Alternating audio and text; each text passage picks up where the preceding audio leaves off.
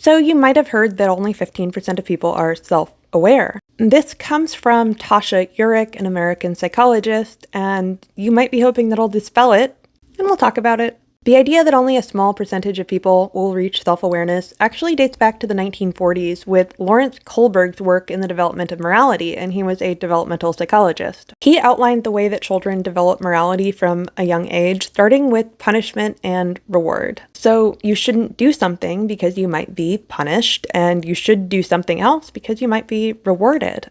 He gave the example of somebody stealing medication for their sick wife.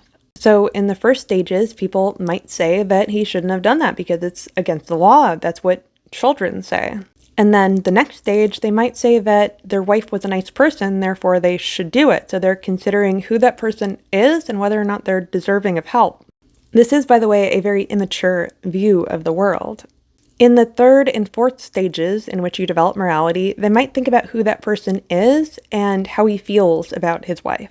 And this is where we start to get selfishness into the equation. Maybe his needs and his wife's needs are more important than the law. Now, where most people end up is at stage 5, where we start to consider peer pressure and the needs of society. What other people tell you is your morality. We can see this a lot with groupthink, where we have groups that are very divided, and when one person tries to say, hey, maybe what you're saying isn't okay, they get beaten down because of it. You can't deviate from the norm. This is the most powerful influence that we have in morality. But stage 6 comes where people recognize universal morality, that every person deserves a basic amount of dignity regardless of who they are.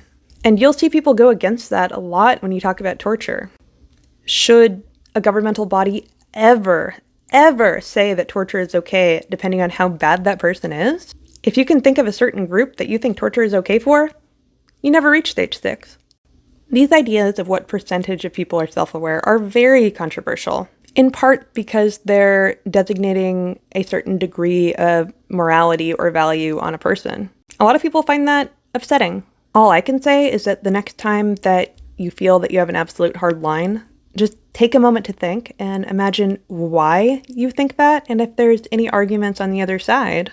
Being able to understand how other people feel and why they might feel that way is kind of the first step in maybe becoming self-aware.